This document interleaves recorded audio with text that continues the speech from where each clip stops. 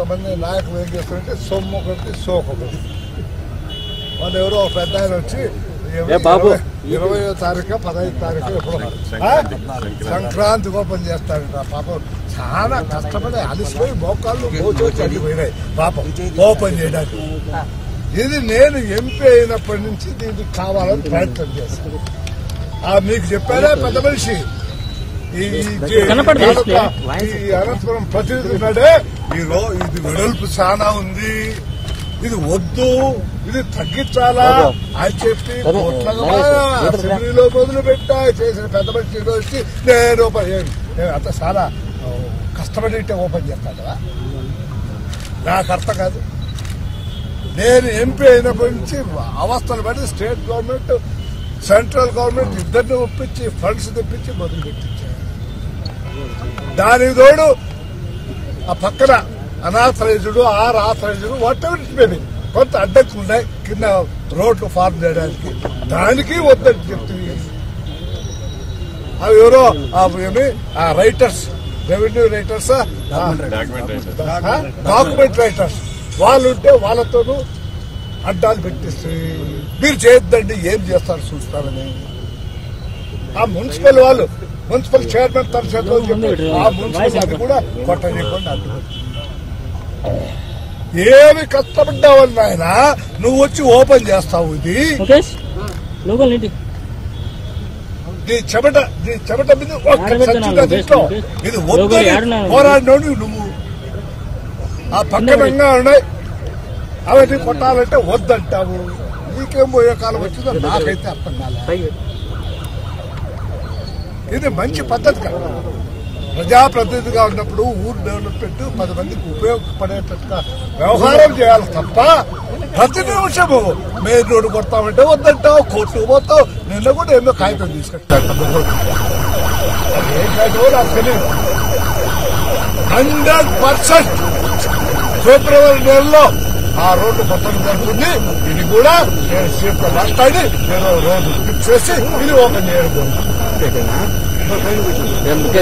దానికి నిరోధకుడు నువ్వు. మళ్ళా నేను ఇప్పుడు ప్రతిరోజు బోర్డు నేను అది చేసి చేశాను. ఏం చేశాం కేసులే చచ్చింది లేదు. నేను ప్రజలు తీర్పు చెప్తాను. సొంత మాటలు సొంత కూతలు కూర్చుంటే అడ్వర్టైజ్మెంట్ తీసుకుంటా మంచిది కాదు. ఎన్నో కష్టపడి చేసి కష్టపడి చేస్తాను. కష్టపడి కష్టపడి గవర్నమెంట్ స్థలం చాలు ఆడబడి చేయి. అన్ని బాగా దొరుకుతాయి. ఈ టౌన్ గవర్నమెంట్ అభివృద్ధి ఉంటుంది. అభివృద్ధి కార్యక్రమాలు అందరూ పాల్గొంటారు. ఆ పెద్ద నుంచి కదా. ఇప్పటికే నేను ఇప్పుడు చూస్తుంటే నాకే బయలుదేరి ఇది ఇంకా మళ్ళీ ఎక్స్టెండ్ చేయాలి. ఇప్పుడు ఆడ ఏదే మెయిన్ రోడ్ లో మన టవర్ దాన్ని ఎక్స్టెండ్ చేయాలి. అభివృద్ధి నిరాకరణ మళ్ళా నేను అంటూ తయారే ప్రజలు బాగా బుద్ధి చెప్పారు. పని అది కూడా సరిపోదు.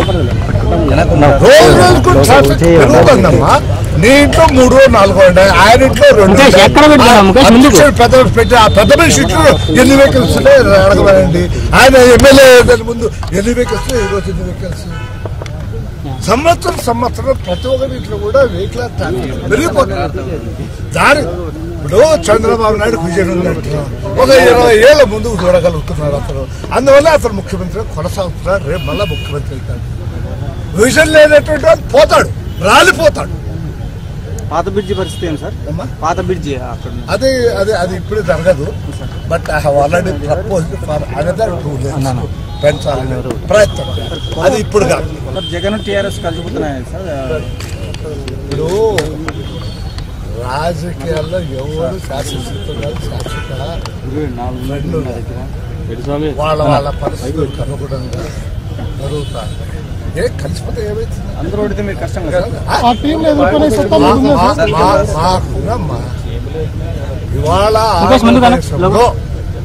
చంద్రబాబుకు సరైనటువంటి వాడు తెలుగుదేశం పార్టీకి అంతకంటే సరైనటువంటి వాళ్ళు లేరు. తెలుగుదేశం పార్టీ కలుస్తారు. కొత్తదేం కాదు, ఆశ్చర్యపడాల్సిందేమీ లేదు.